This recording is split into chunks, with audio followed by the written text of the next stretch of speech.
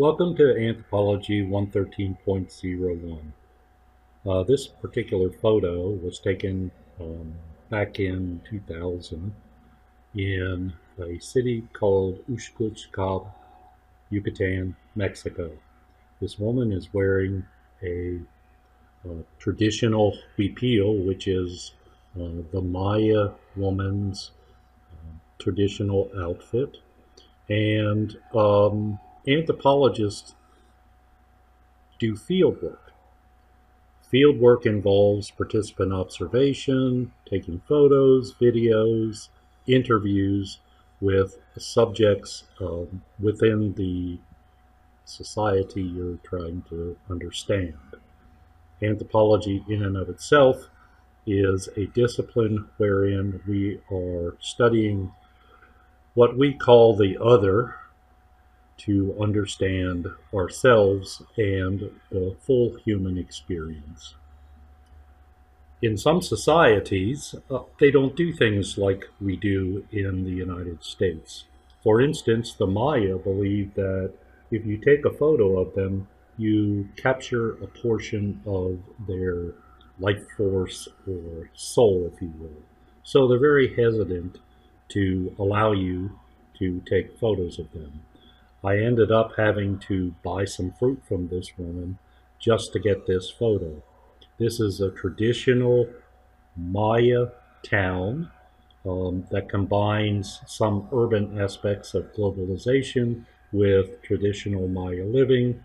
The Maya generally build homes in the same fashion using the same materials as they did thousands of years ago. Anthropology, the root of words for anthropology is anthropos, which is human, logos, which is the study of the humans. So it's the science of human, cultural, and biological variation and evolution. Anthropology is a Western science, meaning that it came about in Europe, in the West, not in Eastern societies such as China or Japan. It's a study of human diversity. So we want to understand all of human diversity. It's holistic. Holism simply means that when we study the human experience in a foreign culture, for example, the foods they eat, we also study the utensils they use, how they grow their crops, where they get their food from. Is there any symbolic foods or foods that are special that are used in certain celebrations? We also look at health issues as they relate to food sources and whatever. So we study everything about the experience. It is field work based. If you want to be an anthropologist, you have to be prepared to go into the field and study foreign cultures. So if that's your interest, make sure you get a passport. You'll be traveling a lot. We use the comparative approach. The comparative approach is to study in depth one society's culture and then compare that to other societies that are similar in their technologies or, in fact, different in their technologies. We use what is known as the ethnographic method. That's simply how we conduct our research and the written work we produce from that research. The goals of anthropology are to describe, analyze, and explain different societies, show how humans adapt to their environments and gave meaning to their lives, and comprehend the entire human experience. That experience is our experience as well as humans who occupy and participate in a much different culture than the object of study. We try to answer three major questions. What's the origin of the universe? I'm not so sure we'll ever get to that. There's so many different theoretical approaches to studying the universe, the latest being sort of a quantum theory that the universe started from a single photon hundreds or thousands of times smaller than the head of a pin, exploded, is constantly expanding. But there are a lot of issues we don't understand about our universe and probably never will.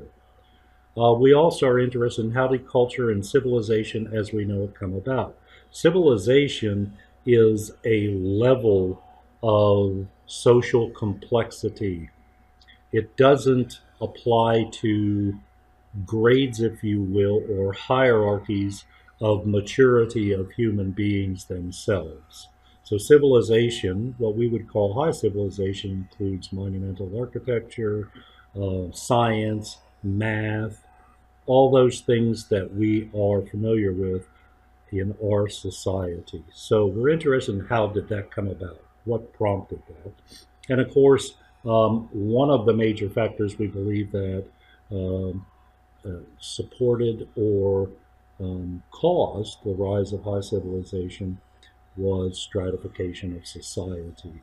So one group of folks seized power of certain resources, and there you go. We're on the track toward high civilization. We also are interested in what is the function of social institutions such as family, kinship, and church in maintaining a smooth social order. So we comparatively study family, kinship, the church, economics, technology, and all those aspects of a total cultural system to understand how they contribute to the success and the long duration of existence for a particular culture or society. There are three principles that explain human cultural diversity. At least anthropologists believe that. Number one, culture is taught differentially.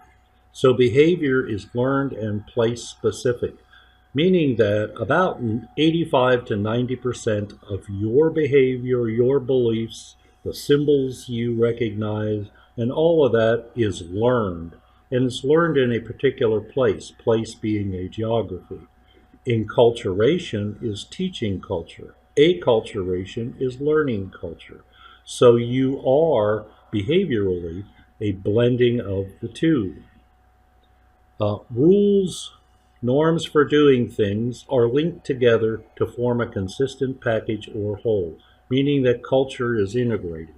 So, what's a norm? A norm is a culturally acceptable behavioral activity. So, for example, when you first meet your friends in the morning, you generally say, "Hi, how are you?" You may not care how they are, but it's a norm. It's the way we greet individuals when we first see them in the morning.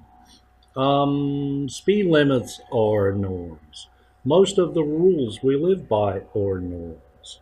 They are also values, which are overarching ideas that we all believe in. But simply stated, these rules have to be linked together to form a consistent package or whole, the whole cultural system. And they need to, in some way, enable it to continue to exist as a successful culture. So, if your culture, an aspect of it, for example, the educational system, is not working, something will change. Something has to change in order for a culture to persist, all integrated together. Think of it as an organic approach. You have two hands, 2 feet, 2 legs, 2 arms, your head, 2 eyes, and all that. All of those bodily parts have to function to serve the whole. Well, that's the analogy of culture, if you will. And culture is suitable for survival in a particular geography, so it's adapted. What that means, and that's an extremely important concept to understand, is that a culture arises in a particular place or geography in a particular time. They're never static, so they are always changing, but some change faster than others. But they are suited for a particular geography, a particular physical and social environment. So think of culture as adaptive. If it's maladaptive, changes will have to be made. Culture serves humans who participate in it. So, and I believe there are three basic things that our culture must provide first. That is the ability for us to provide ourselves with food, shelter, and clothing. Once those needs are satisfied, then we can think about more lofty, abstract ideals like why am I here? What is my purpose on this planet? What do I want to be? Those things are secondary, and culture needs to supply opportunities for you to achieve your life's goals, whatever they might be. All of that, all of that has to be adaptive. If there's something within the society that's not working correctly, it will ultimately change, and that could be through a revolution, for example. So, think about culture being suitable for survival in a particular geography, and then you might understand why the United States should not try to impose our cultural pattern on cultural patterns halfway around the planet in entirely different social and physical environments, because our culture won't work there. It will not function as it does here in a different physical and social environment. A core concept in anthropology is the biocultural nature of humans. So here's the anthropological perspective. We are a biological species. So we're just like the chickens, we're just like the ants. We are here as a biological species on this planet, and we're doing those things using our culture that enables us to be a successful species on the planet. We believe that we're the most complex species on the planet and special in some ways. We're not going to get into that other than to say that um, at the basic level, we're out here surviving just like any other biological species. And what does that mean? That means that a species is successful if it can reproduce viable reproductive offspring. Once that happens, the species has served its purpose on the planet. So think about this a minute. We use our culture to accomplish the same thing, because what is the great American dream? The great American dream is to grow up, find someone, fall in love, have children, watch those children grow up, enable them to be what they want to be, then they have children, and then you're a grandparent. That is a great American dream. Break it down, it is the successful biological species, which is reproduce viable reproductive offspring. Our culture and our biology influence each other. I like to say we oftentimes cloak our biological nature through culture. So humans are predisposed for culture. We believe that very few other species on the planet, except perhaps, our closest living relatives among the primates, chimpanzees, are predisposed for culture. And they're not predisposed in the way we are. We have grasping hands, the best in the business. We have large brains and well-developed cerebral cortices. Our cerebral cortex is the complex thinking portion of our brain. We have opposable thumbs, the best in the business. What does that have to do with anything? Well, it enables us to develop complex tools and engage in tool use. We have a relatively long infant dependency period. That's because our brains are so large. So we have a pretty high encephalization quotient as compared to any other species on the planet. We have a capacity for spoken language. Our communication system is unique, we believe, among any and all of the species on the planet. We can use our language to convey a past, a present, and an abstract future. We believe no other species communication system can do that. Vision is our dominant sense, so it enables us to engage in very complex activities. Culture can influence evolution. There's the concept of natural selection. If any of you have had biology classes, certainly you understand Darwin's natural selection, which is an engine for evolution. Natural selection is simply stated a law of a species relationship with the environment that that species lives in, and it governs the adaptive fitness of various alternate expressions of a gene, so alternate traits like dark skin, light skin, blue eyes, brown eyes, long fingers, short fingers, long earlobes, short earlobes. And basically, what natural selection means is that a species evolves to maintain its adaptive fitness in a particular environment. So, a population of a species is evolved to maintain adaptive fitness into its physical and sometimes social environment. If individuals within that population have deliberate sorts of traits, traits that are maladaptive, they're much less likely to reproduce viable reproductive offspring and pass those traits on to the next generation. Contrastingly, if an environmental change takes place and um, some of the individuals within the population of a species have a trait that is more adaptive, makes them more fit in that particular environment, it's very likely that that particular trait will increase in percentage within that population. So, what's evolution?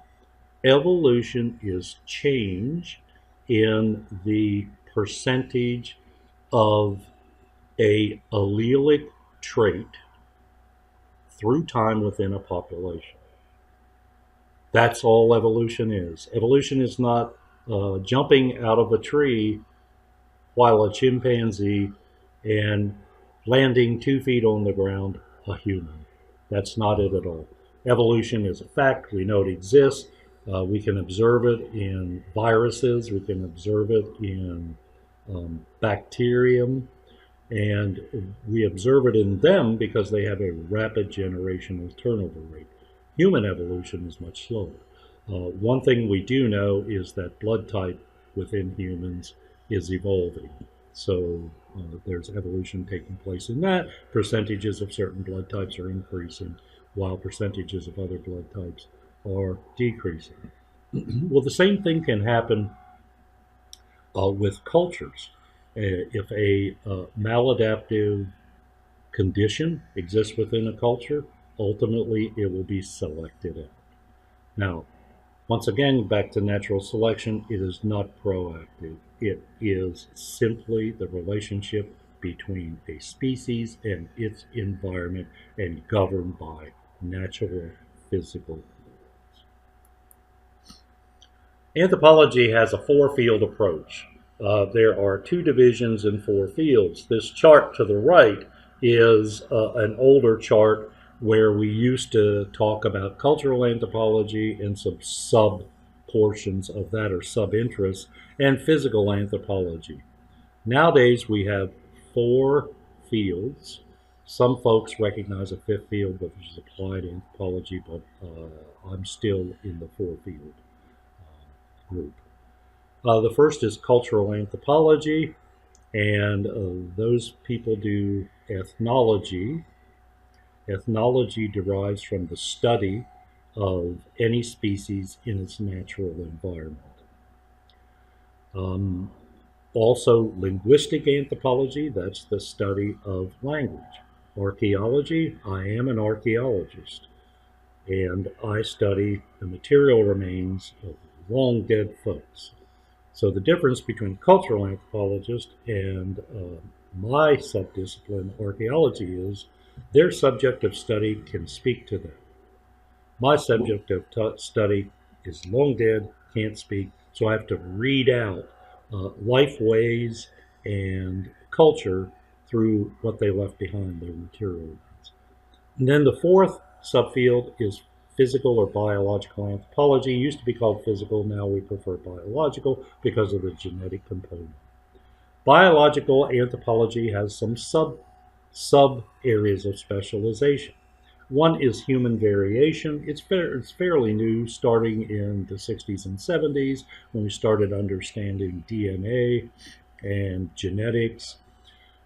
Human variation deals with genetic variation among humans. Non-human primate studies. Those folks are primatologists and they go out and study our closest living relative among the primates. That would be the chimpanzees. We believe that humans and chimpanzees split from a common ancestor that, that shared common ancestral traits with us about 8 to 10 million years ago. Then paleoanthropology, they're simply archaeologists who study fossil remains. Well, how does that differ from archaeology? Well, I deal with remains that are up to about 10,000 years old. Paleoanthropologists go back millions of years. So if they run it across a skull, it's fossilized. Fossilized means that it's absorbed minerals from in the soil. The bone's no longer there. That's replaced by minerals. What does survive in the paleo record, back 2 million and even further, are teeth. So fortunately, we have teeth, and we can now extract some ancient DNA out of there. Hopefully, it's survived. It does break down through time, but we can study a 2 million, 4 million year old DNA. And then applied anthropology is simply applying one of the subdisciplines to the study of modern problems. Now we'll go through each of the subdisciplines and kind of explain more about them. Cultural anthropology. It's the study of human culture and society and focuses on the search for general principles that underlie all cultures. So we're looking for these general rules. That's called a nomothetic approach. Nomothetic meaning a general overarching rule that governs all cultures, and there are some. There are some, even when they evolve in different places in different times. General principles are kind of few, but they're general and they do exist. We examine the dynamics of a particular culture. So, what are all the parts that make up the whole? How are they functioning? How do they serve those humans who participate in that culture? And we are trying to explain differences and similarities among the ways of life in different societies. So, going back to the food, shelter, and clothing thing, it's much simpler to accomplish that in a foraging society than it is to accomplish that in industrial society. We're dealing with hundreds of thousands to millions to billions of people in industrial societies. Foragers deal with 25 to 50 people. It's much easier to get everything done you need to get done to provide food, shelter, and clothing. Ethnocentrism is a concept that you need to understand. It's core to anthropological study. It's the belief that one's culture is better than all other cultures. That's ethnocentric. It's not a good belief. So it's you believing that the way we do it in the United States is natural, which there is nothing natural for humans except breathing in oxygen and respirating carbon dioxide and some other things. So behaviorally, not much natural, and believing that the way we do it here is the way everybody should do it or has to do it. It measures other cultures by the degree to which they live up to one's own cultural standards. So once again, how do Mardu Aborigines measure up to our culture in the United States, which varies from rural to urban and from state to state? There's a paradox here. It can help bind a culture together, or it can lead to racism and other things. Identifying those other people as not quite human, which did take place many times. Um, During World War II, it was much easier to make war against the Japanese than it was to make war against the Germans. And why is that? Well, it's because Germans look like us. They look like Europeans. Europeans look like Americans. So, Japanese don't look like Europeans, thus don't look like Americans. So, how do we conceptualize that? Well, they're not quite human. So, it's okay to kill them. It's okay to go to war against them. So, that's kind of an ethnocentric approach. If you think about it this way, it starts at a very individual level. I'm me and you are you. You'll never be me. So you are something different from me. If I perceive you as less than human, it feels okay for me to take advantage of you. And then as a collective, it's we're us and they are them. So it extends even further up the chain in generalization. That's how ethnocentrism works. You can never ever get rid of all the bias from your socialization process, from learning your culture. You can never get rid of it. But a good anthropologist understands it, is aware of it, and uses that to his or her advantage in that they'll not make judgments, just won't make judgments on other folks' behavior, especially in their cultural context. Concept of culture. What is culture? It's a strategy for survival. And to the right here is Napoleon Chagnon photos studying the Yanomamo, their Amazonian culture, and exist in Venezuela and northern Brazil. So culture is a study for survival. It includes technology, beliefs, norms, and values. I explained norms before. Values are these overarching principles that we all believe a society should support. In America, one of the overarching values that we have is that every individual should have the opportunity to realize their full potential. That means do what they really want to do, become what they want to become. And that value was used by the military. I don't hear it much anymore, but if you've been around a while, you've heard be all you can be in the Army. That is striking at the heartstrings of a core value in Americans. Be all you can be. That's a core value. What they forget to say is be all you can be in the Army and go abroad and probably get killed. They forget to do that, so they tug at these heartstrings.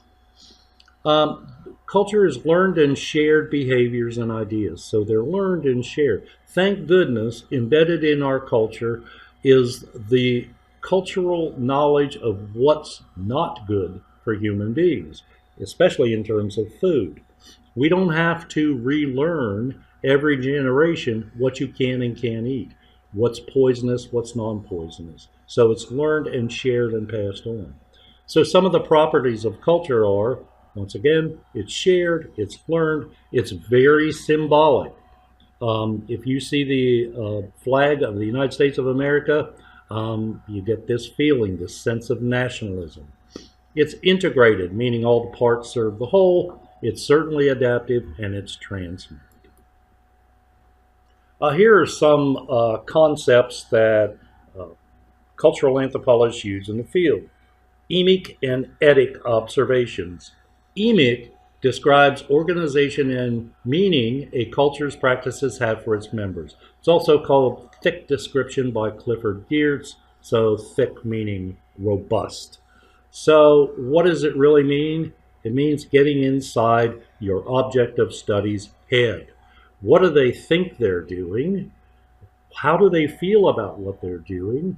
And what is it really doing for them? Okay, so their sense, insider's perspective. Can you ever get a true emic? No. You'll never be able to get to it because even if people tell you what they think they're doing, they may not be doing that, accomplishing that um, in a cultural perspective. And you were socialized in an entirely different culture. So you can't get the true, but it's a goal we have. The etic is to determine causes of particular behaviors that may be beyond the awareness of society under study. So it's etic is standing back, objectively observing behavior, looking at in its context of the cultural pattern or system as a whole, and saying and recognizing and identifying, oh, this is doing this. This is accomplishing this. The native may not even understand that. That's thin description. We have to have both of those. A couple individuals I have here. Franz Boas, he's the father of American anthropology. He was actually an academically trained geographer, and he came up with American historical particularism as his perspective. Basically states that every culture arose in a particular place and time, so they won't all be exactly the same. Marvin Harris is a cultural materialist, and he says humans don't do anything without weighing the economic consequences of what they do. And then Leslie White um, is a graduate of Louisiana State University. That's where I graduated from. So he proves that Louisiana can produce better people than Huey P. Long. Um, their cultural definitions. Boas was culture is the learned and shared behavior that patterns society. Leslie White, who really is interested in energy, how a culture harnesses energy and changes. He says culture is an organization of phenomena including acts, objects, ideas, and sediments that consist of or are dependent upon the use of symbols. So he talks about symbols. Thanks to Leslie White, archaeologists have a job because now we can study objects. For Boas, he kind of thought culture existed out there and we kind of bounce it around between individual and individual, group and group and group. Um, and it's an interesting concept of culture. Harris says, don't try to understand any behavior that seems to be illogical outside its cultural context. Example, Jewish taboo on eating pork. He says that has nothing to do with religion, has nothing to do with a god. It has to do with pork and the desert. So, Judaism arose in a desert area. What kind of environment do pigs like to live in? They live in mud and water. Would that be a good domestic animal to raise as a food source in the desert? No. Better go with something else that can Doesn't need so much water, doesn't need so much mud. So he says the real reason for that is cultural survival. So, what better way? What better way to embed a rule for cultural survival and transmit it to future generations than to say God said it? God said, don't eat pork. That's all you need to understand. And some folks don't understand anything other than that particular admonishment.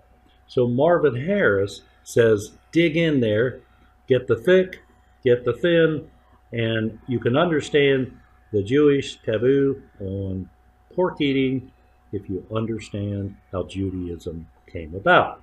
That's the understanding. So don't, in an ethnocentric way, look at that society and say, there's something wrong with that. Why don't they eat pork? What's wrong with that? So that's Marvin Harris kind of tack. He also says that if you want to walk, an example of this is if you want to walk to a particular building on campus, humans generally, in a subconscious way, will walk the most direct route. Why would you walk another half a mile out of your way to get there? So that's the economizing nature of humans. So we weigh the cost benefit of most of our decisions in a subconscious way. Cultural relativity. Harris is talking about that. White talks about it. It's a notion or that becomes a tool. It basically says, once again, don't attempt to or judge behavior outside its cultural context. And that could be even in the United States.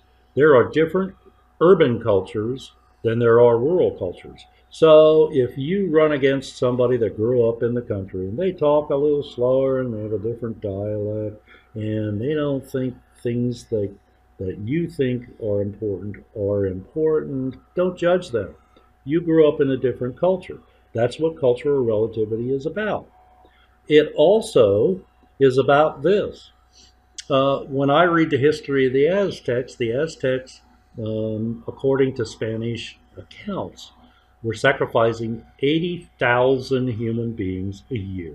They were taking them up top the Templo Mayor, cut their beating heart out, and then kicked the body down the stairway. And down below, there were a bunch of specialists. I call them Publix meat cutters. They cut up the body and hand it out to the audience, and they go home and eat it. Boy, that's pretty bizarre behavior, isn't it?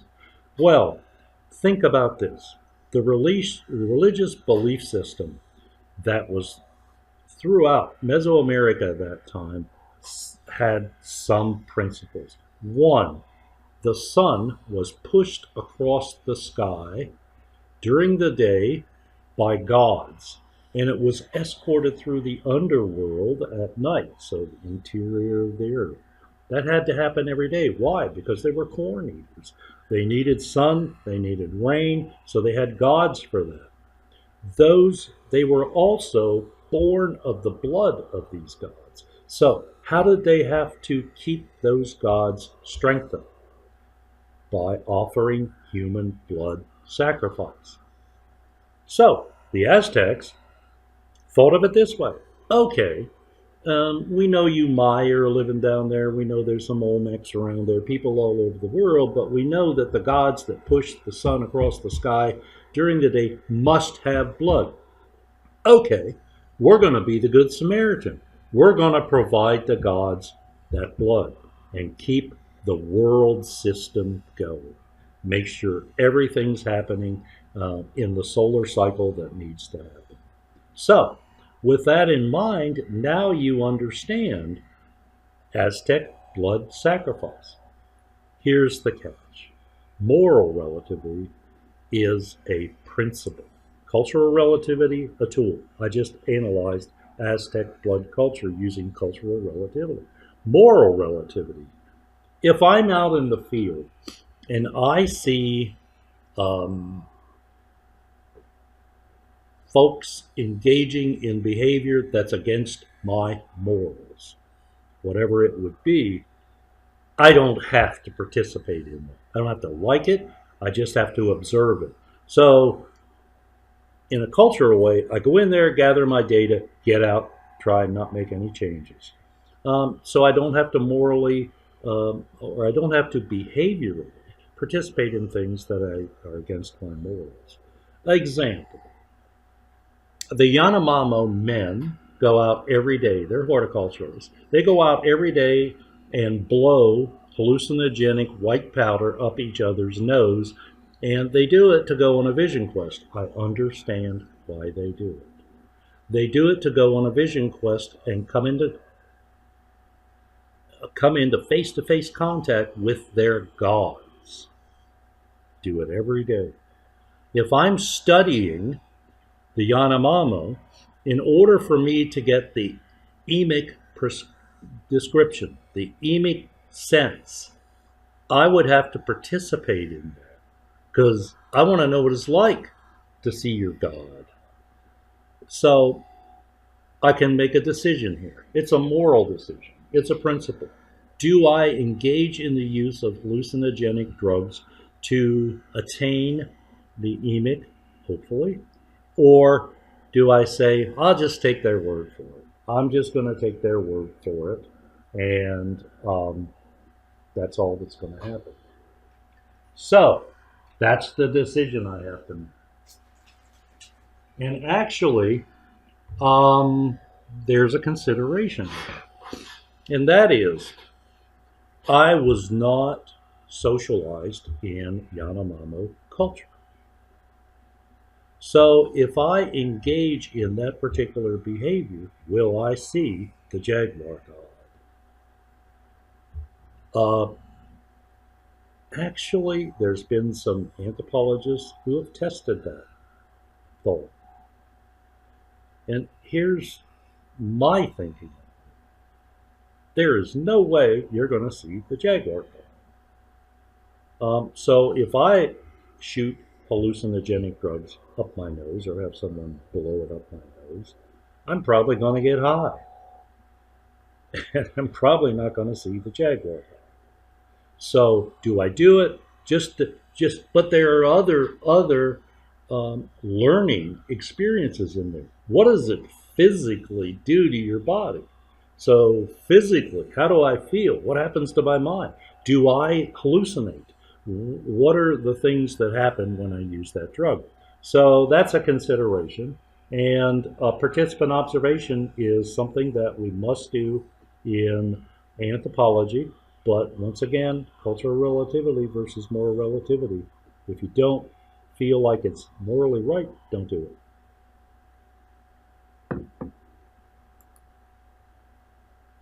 Okay, watch this video. February 28th, 1971, afternoon, 10 minutes after 3.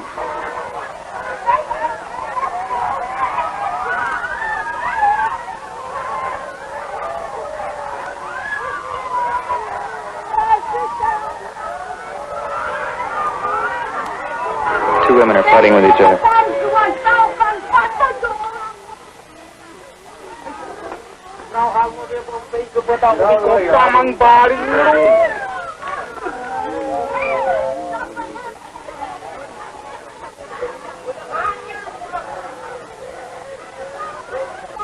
Bring your camera over here. It's going to start.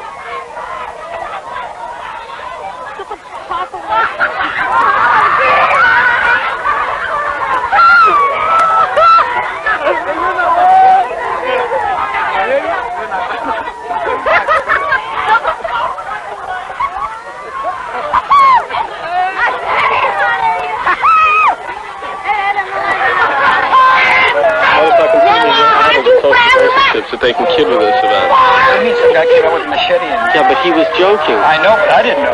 But they were all joking. We're really out of it. Son of a bitch. What? He had his back turned. The guy walked up with an axe and just let him have it right in the back.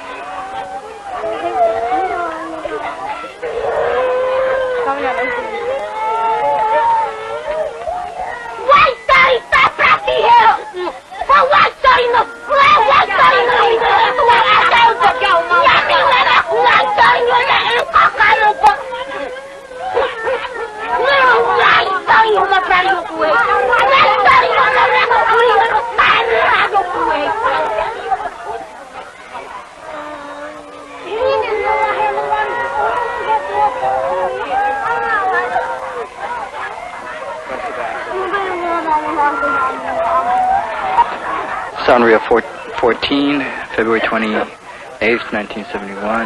Finished a wife beating sequence. Did you get sync on that? Wife beating sequence, my foot. Okay, what is it? It was a club fight. Okay, what was first? Well, two women were in the garden, and one of them was seduced by her son. It was an incestuous relationship, and the others found out about it, and that's what started the fight. No kidding. About 3:30 in the afternoon. No, about 3 it started. One guy was hit on the back from behind with an axe and just about knocked unconscious with the blow. So this is just the beginning of lots more.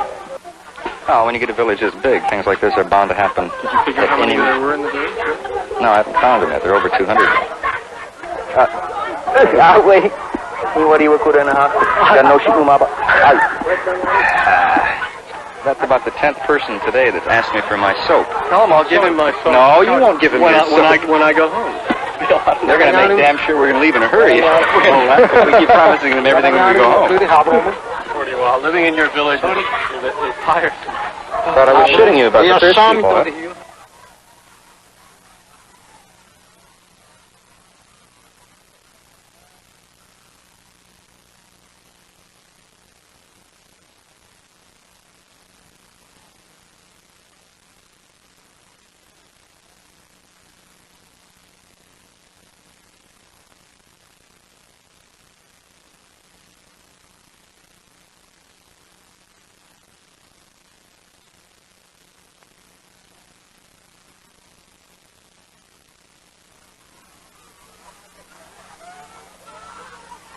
The film opens as Sina Bimi is comforted by her sister. Her brother, Uua, is infuriated by the beating. He takes up his club and marches to the center of the village and publicly insults Mohe Siwa. Mohe Siwa comes out to fight.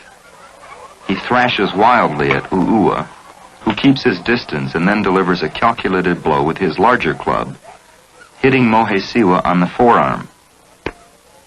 Stunned and angered, Mohesiwa attacks as if to use his bow stave as a dangerous thrusting spear, and U'ua backs off, deflecting the blows with his club. Mohesiwa's younger brother, realizing that Mohesiwa has been injured, rushes out to repel U'ua until Mohesiwa can regain his advantage and take up a longer club. Their sister quickly brings Mohesiwa a more suitable club. The three men temporarily square off, staring at each other.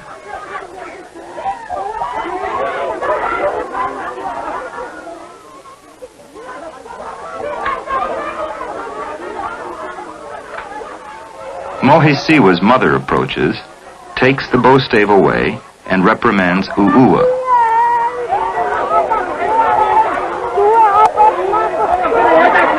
She comforts her son by stroking his injured arm, while Mohesiwa's sister continues to provoke the situation with vicious insults.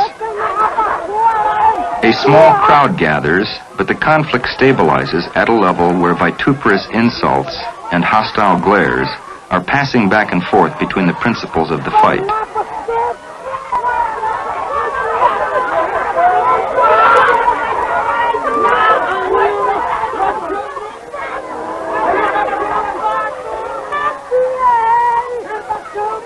Mohesiwa quits the area. He leaves his younger brother to keep his assailant at bay and meet any new attack.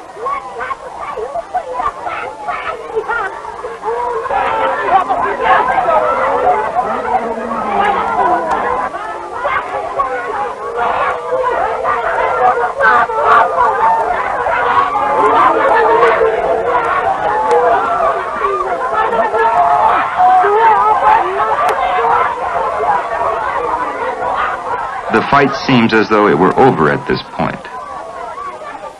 However, Sinabimi's husband, Yoenakua, and his brother, Kebua, are not going to allow it to end, and they fetch their axes and machetes.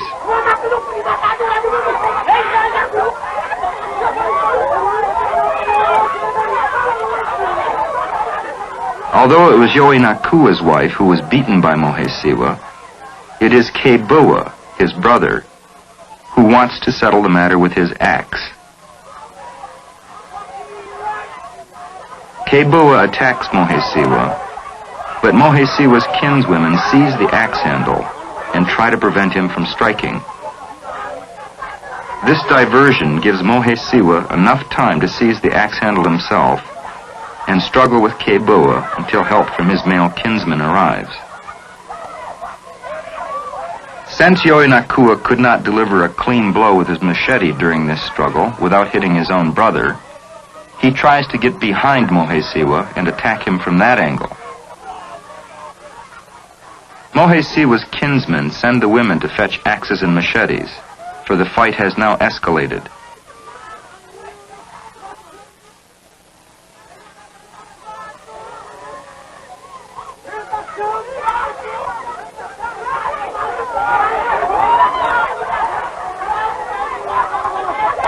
Mohesiwa's younger brother again comes to his aid, this time carrying a machete. He arrives just as Kebua manages to wrest his axe from Mohesiwa and strike him soundly on the leg with the blunt edge.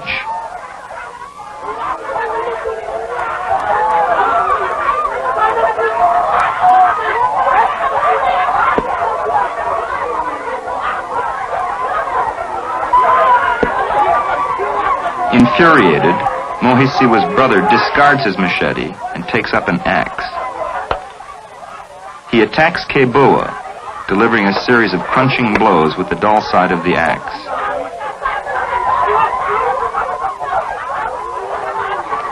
Nanokawa, the leader of the visiting faction, wearing green feathers on his upper arms, realizes that the fight is getting serious and steps in to try to prevent further injuries. He carries no weapon, relying on his well-deserved and often demonstrated authority. Mohesiwa's brother, after delivering several blows on Kebua's legs with the dull side of his axe, threatens to escalate the fight even further. He turns the sharp side of his axe upward, and prepares to hit Kebua on the head. Alarmed by this new threat, a woman from Kebua's group seizes his axe handle, turns the sharp side back down, and drags him out of the fight. Kebua sees that his back is turned and rushes him from behind. He strikes a powerful overhead blow with his axe, the dull side forward, hitting Mohesiwa's brother squarely in the middle of the back. He instantly collapses to the ground and lies there motionless. The situation is now very tense, for it is not clear if the young man has been killed or is merely unconscious.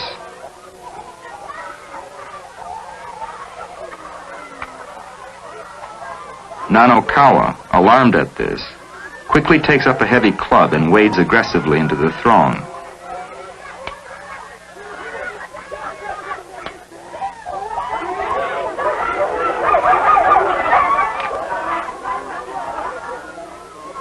A partisan of Kebua's drives away a woman whose biting insults threaten to provoke the men to even greater violence.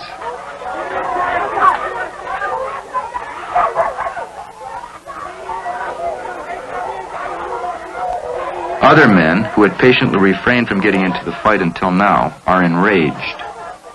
They also take up their weapons and step into the fight. Mohesiwa's older agnates, men of his father's generation, form a protective ring around the injured youth as he lies on the ground and slowly regains consciousness. Two of Mohesiwa's fiercest agnatic relatives, men that he calls father, conspicuously place themselves between Kebua's group and the injured youth, trembling with constrained rage. Their presence and demeanor are sufficient to bring the fight to a standstill at this level. The participants revert to verbal insults and then gradually leave.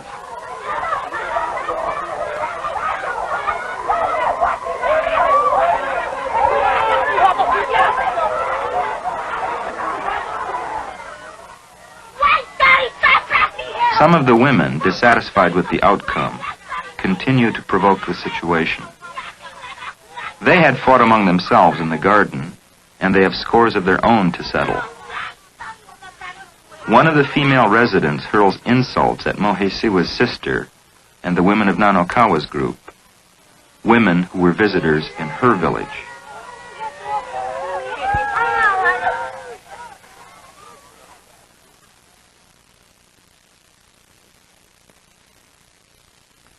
This fight can be simplified and represented as a controversy between members of three lineages who are now living in two villages. The residents of Mishimishima are indicated by black lettering, and the visitors are indicated in red. Lineage 2 is the largest lineage in the village. The recent history of this lineage has been marked by a struggle between Nanokawa and Mu'awa. The problem was temporarily resolved several years ago when Nanokawa and his followers left the village, leaving Mu'awa the undisputed headman.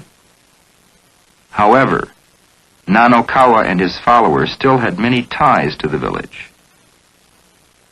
When Nanokawa's brothers-in-law, in lineage number 1, persuaded Nanokawa to rejoin the village, the old hostilities resurfaced.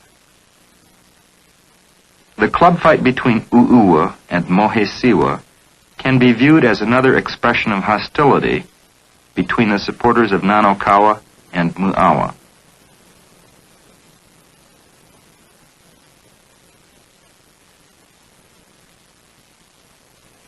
When Yoinakua and his brother escalated the conflict to an axe fight, the situation worsened. Members of lineage number 2 were now being forced to divide their loyalties between two groups of affines, which emphasized an internal cleavage that already existed within their lineage. In order to prevent further conflict between his own lineage members, Mu'awa remained in his hammock throughout the fight. However, if the fight had escalated, or if any of his close relatives had been injured, he would have been compelled to fight. Then, Mu'awa's agnates would have been forced to support him or Nanokawa, and perhaps cause a fission in Mu'awa's village.